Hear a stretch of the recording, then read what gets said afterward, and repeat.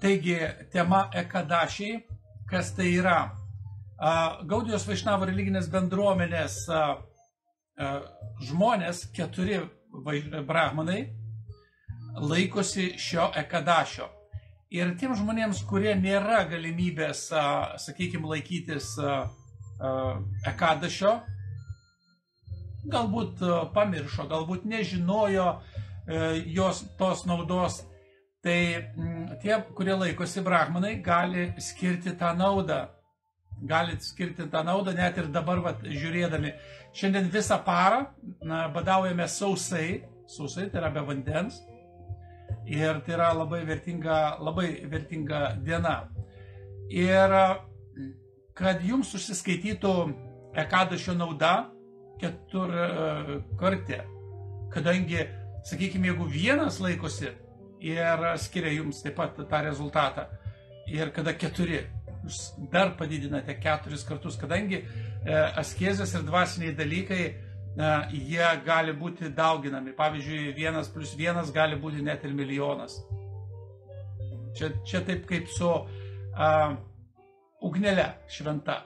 Sakykime, kažkas paaukoja Dievui. Čia kalbu apie vedų tradiciją. Paaukoja Dievui ir paskiau mintise tą paaukotą ugnelę skiria daugybė žmonių. Tai vat lygiai taip pačiai. Taigi, mėlėjai, paskaitysiu aš jums pačią istoriją apie Ekadašį. Taigi, kas yra Ekadašį? Ekadašis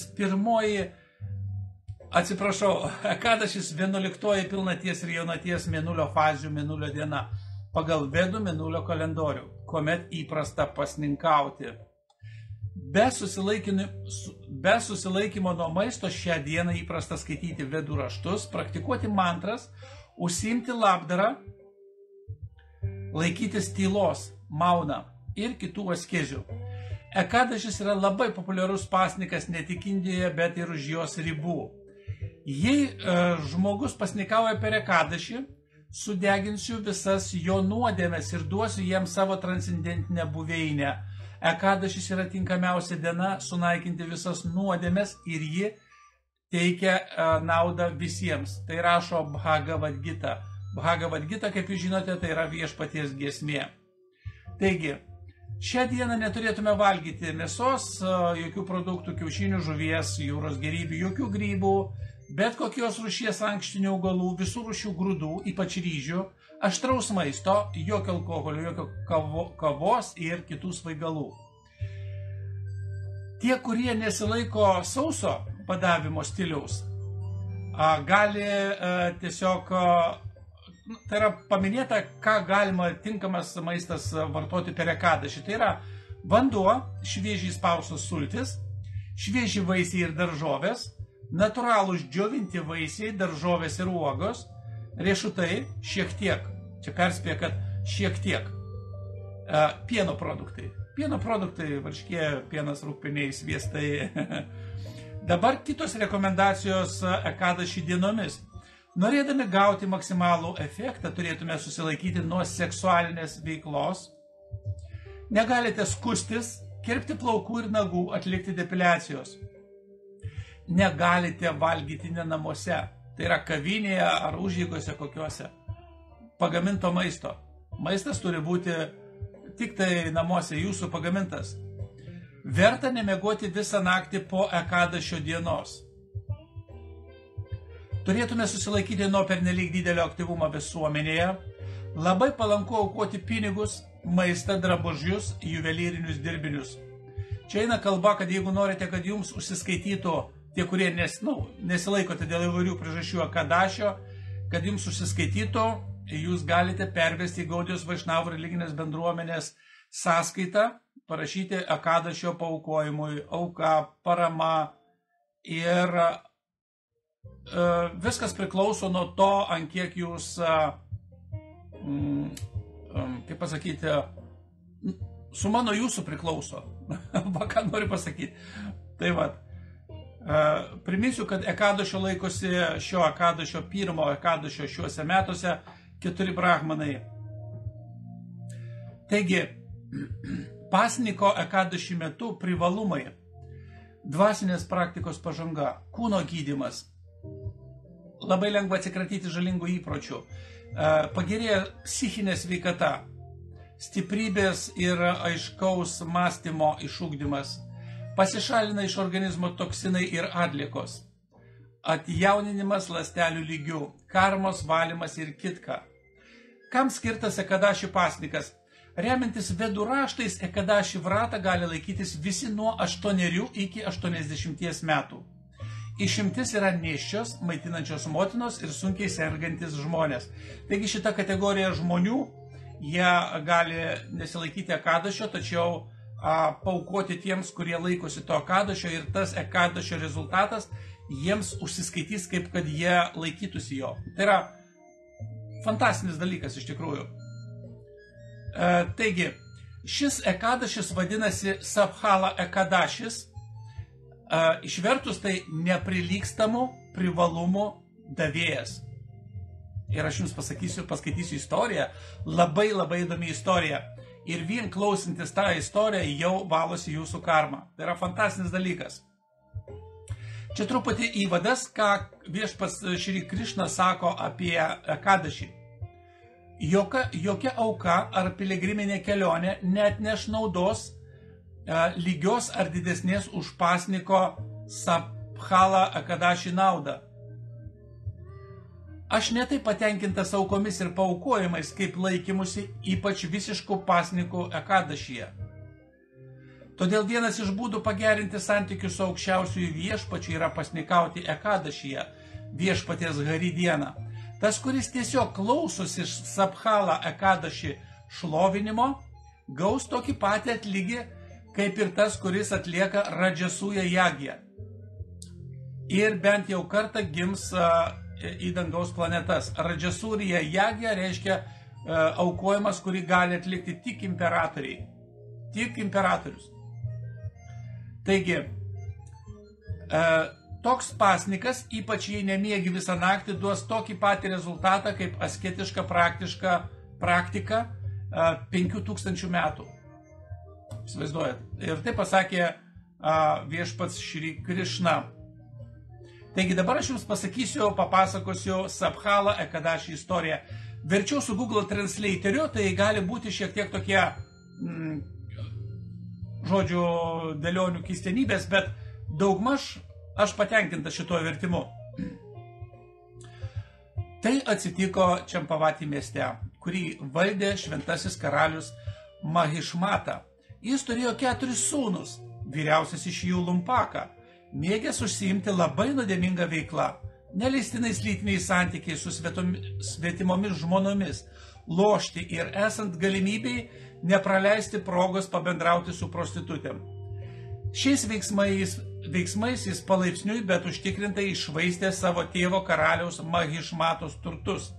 Ir po kurio laiko tokia nuodėminga veikla jį visiškai apakino, visiškai atimdama protą.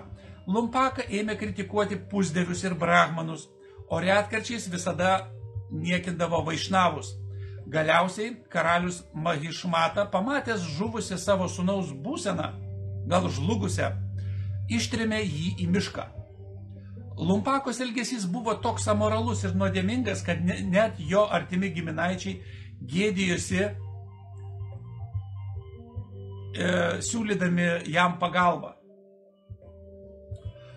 Apakintas nuodėmingos veiklos, Lumpaka niekada nesugebėjo suprasti šio trimties į mišką priežasčių. Tada jis pagalvojo, tėvas mane išvarė, net artimieji neprieštaravo, ką aš turėčiau daryti dabar.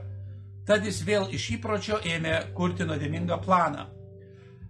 Atėjus tamsos priedangai vakarui, įsiskverbsiu į miestą ir pavogsiu jo lobius. Dieną liksiu miške, o naktį puolu į miestą.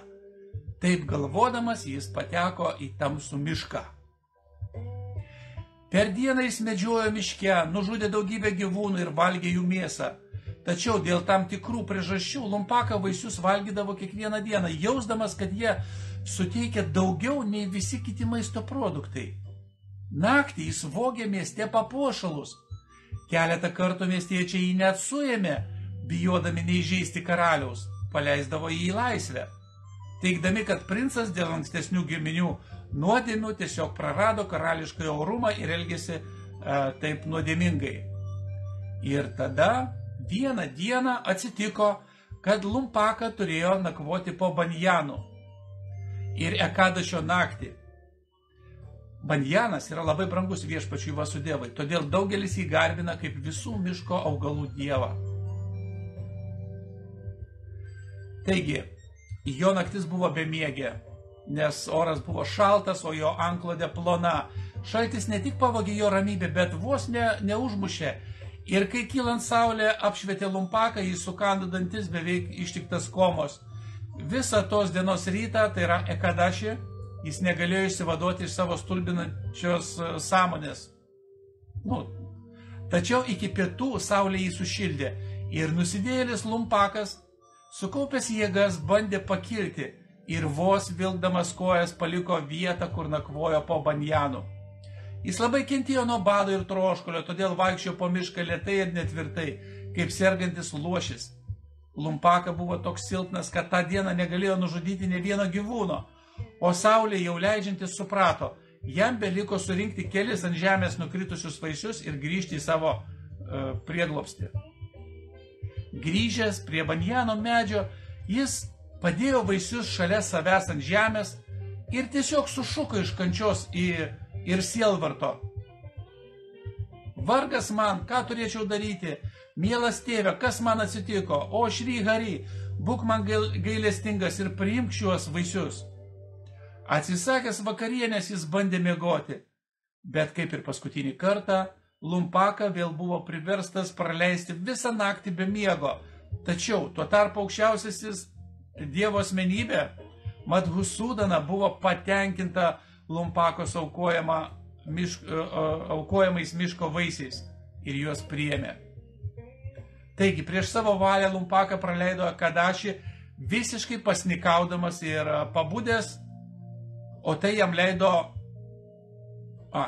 leido be papildomų kliučių susigrąžinti karalystę. Ir jau kitą rytą, kai jo širdyje išdygo tik maža dalis gautos naudos, nutiko kažkas iš pažiūros neįprasta. Tačiau žinantieji Ekadašį galę sako, kad tai natūralu ir kiekvienam pasireiškia skirtingai. Gražiai saulei pakilus, priešais Lumpaką pasirodė nuostabus arklys ir sustojo šalia. Tuo pat metu iš giedro dangaus pasigirdo balsas.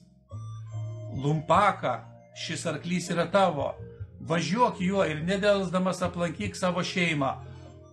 O karaliaus Mahishmatos sūnau, viešpaties Vasudevos malonė ir tau laikantis Sabhalą Ekadašį, tavo karalystė grįž tau be jokių papildomų kliūčių.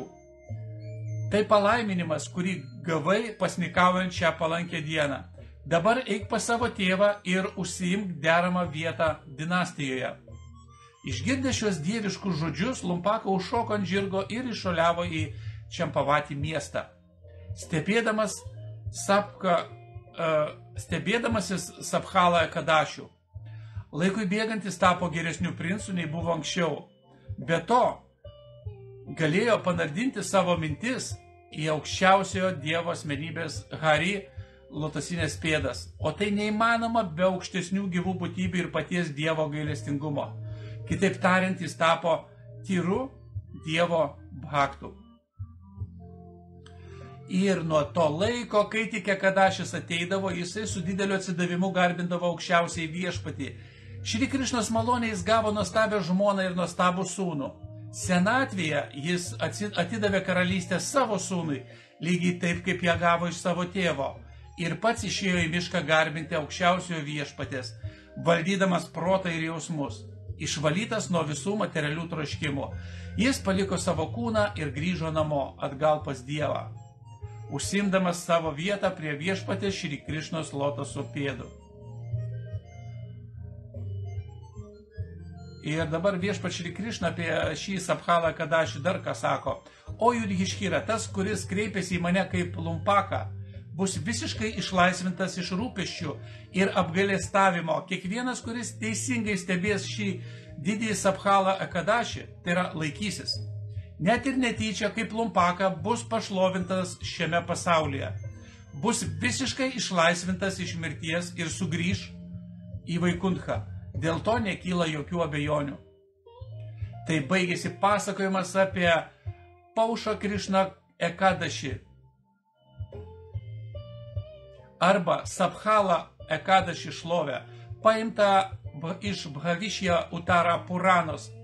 Lengvo ir malonaus ir sąmoningo Ekadašio jums.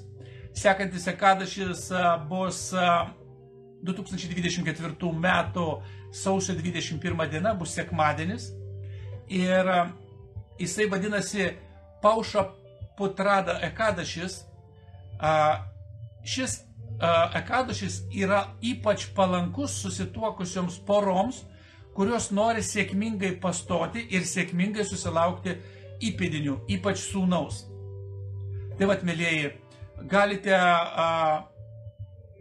ruoštis arba užsisakyti Ekadašio naudą Pauštą Putradą Ekadašio sausio 21 dieną. Aš manau, kad keli brahmanai tai tikrai pasnikaus ir galbūt sutiks jie skirti tas naudas kitiems, kurie to nori. Suprantama, turi būti dakšina. Dakšina tai yra paaukojimas. Tai yra visų askezių, visų mokymų pagrindas. Lygiai taip pačiai kaip vaiką leidžiate į mokyklą ir jisai baigia mokyklą, būtinai mokytojams atsidėkokit. Kas metais atsidėkokit. Nesvarbu, kad jie gauna atlyginimus, atsidėkokit. Vedos aprašo įvairias aukas. Pinigai yra universaliausias dalykas. Tai vat, mėlieji, šio Ekadašio laikosi 4 brahmanai, kurie pasirengia jums atiduoti, ne tik kad atiduoti, bet taip pat duoti tos askezės rezultatą. Tai vat, ir po šio video nurodysiu Gaudijos Vaišnavų religinės bendruomenės sąskaitą ir tie, kurie perves auką, užsiskaitys, kad jie laikėsi šito Ekadašio. Gero jums gyvenimo, gerų meditacijų.